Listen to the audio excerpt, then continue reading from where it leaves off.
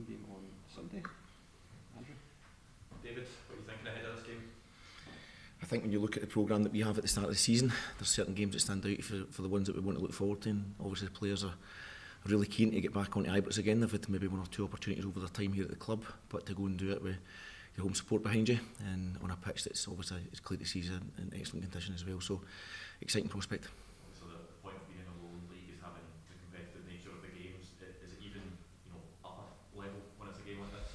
I think it does. I think any competitive programme where there is a 3 points at stake, Saturday afternoon, it's something that we spoke about to try and develop our players to bridge a gap between academy and first team. So yeah, that certainly adds to it, 3 points there, and I say that it's also the increased number of people coming to watch it as well, which is also unique, because usually with the old firm sort of reserve or B team or academy games, it tends to be closed doors, so that certainly adds another element to it for sure.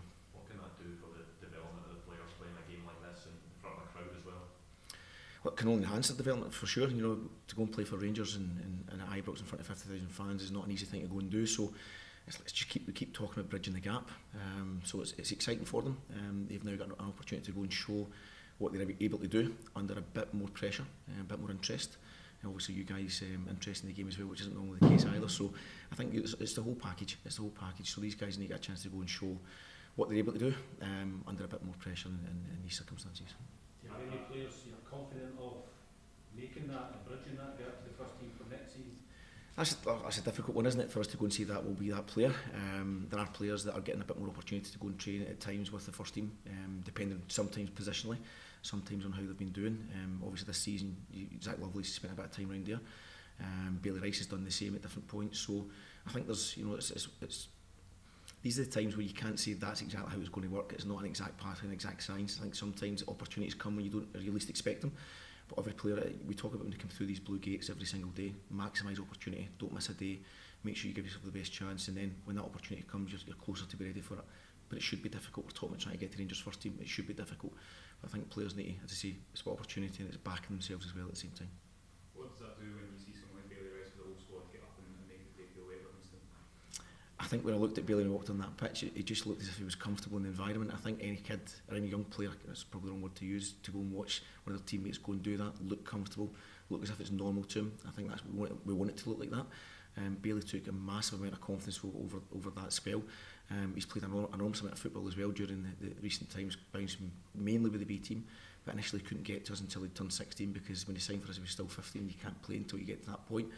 So his season's been really interesting. It's accelerated quite a bit, but we've got to kind of level him down a little bit as well and try and make sure he keeps developing and understand where his development areas still are, and obviously what he needs to do to get to the next stage. But the fact is, there's interest here when the manager asks you to come and play and bring him back for a Scotland camp at the same time to go and sit on the bench and take his chance to go and play, shows that there's interest in him.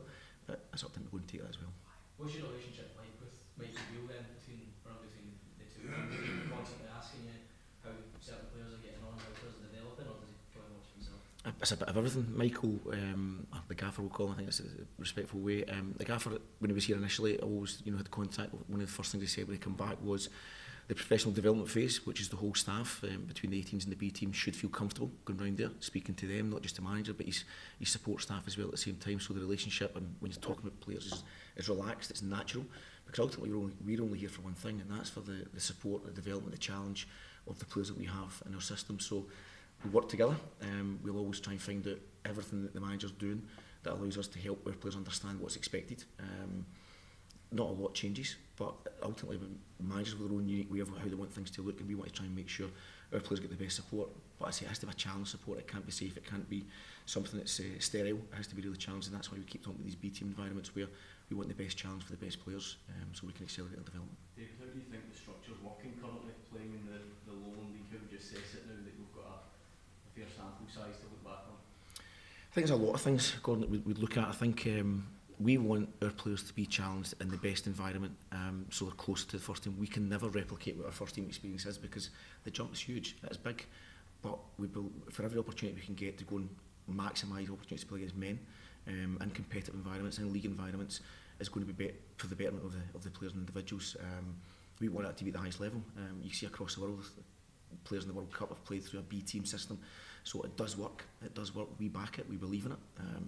We've got the access to it over the last couple of years. We want to continue that access, but obviously we want that access to be at the highest possible level, and that will always be our objective. There's a lot of talk about adding another layer in there, another division, taking that one step further. What's your own position on that, and do you speak on behalf of the club's official position on that as well, or have you got your own personal thoughts on how beneficial that would be? You'll not be surprised to hear my thoughts are similar to the club's. I just want the players to be challenged at the best and most competitive level against the best players, so that they struggle at times, they feel stressed, because it can't be safe, it can't be easy. The more safe moments they get, it just feels as if that's what it's like all the time. It's not, and it can't be. Any opportunity we get for the lads to go and train with the first team is a stressful moment, because it's quicker, it's more intense, the players are at a higher level, there's a lot of money being spent on a lot of those players, and our players in the academy need to get to that stage. So we need that, our moment where we can get the B teams at the highest level. We believe will continue to bridge a gap. It won't fill the gap completely, but we believe it will bridge it, and that's always going to, I've been on the same page for quite a number of years now. I think our best players in this country need to be challenged at the highest level. David, there's not been a lot of starts for 19 to 21-year-old Scottish players in the Scottish Premiership at all clubs this season. Do we have a problem with not giving guys a chance at the top level in this country to allow them to show what they can do? Because I suppose at a lot of time you never know until they get a chance. I think there's a lot in that. You're right, you'll never know until they get that chance. I don't disagree with that. However, again, it's just back to bridging the gap. The gap between academy and first team is too big. That's too big. Reserve football is different now from what it used to be. You don't always have the senior players that come down and play and make it the same sort of intense environment that you want it to look like. You want people to care. You want real sort of games where it's about, you know, it's competitive. There's players, I quite like it when players come against us and really make it physically difficult, because that's one way of challenging them, not the only way. And we want the tactical challenge. We want to get into a game understanding that someone's going to bring something different to us that will make us think about the game. You want the physical challenge as well at the same time. So that is bridging the gap, and you know, if every club is experiencing that challenge, then we will need to work together to try and find the best solution so that these young talent can find their way, for sure. Is that something you'd like to see more of then? Older boys dropping down, whether that be at Rangers or other clubs as well? That's just back to the system again. It's just different now. I think it's different now. We have had players come and play in our B team. Recently we had John Suter, Ridwan Yilmaz, you've had Janis Hadji come into the training group at different points.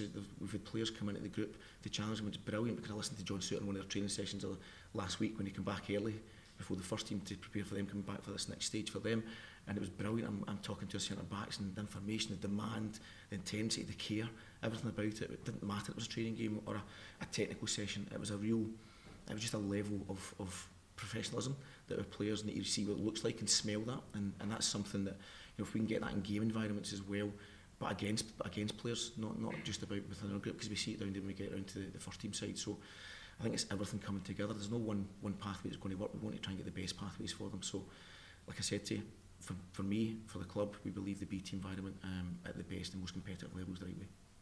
David, is there any team news ahead of Sunday? Is there any of the first team players maybe dropped down? I'm thinking maybe Leon King, is Alex Lowry fit or around the team and anything?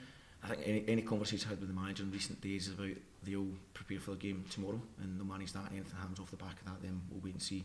So for the time being, the answer is no. There's nothing coming out for the time being. We'll continue with the group that we have, which is great, because that gives them more opportunities to go and play. But if any of the lads do drop into it, then of course it enhances the group for sure.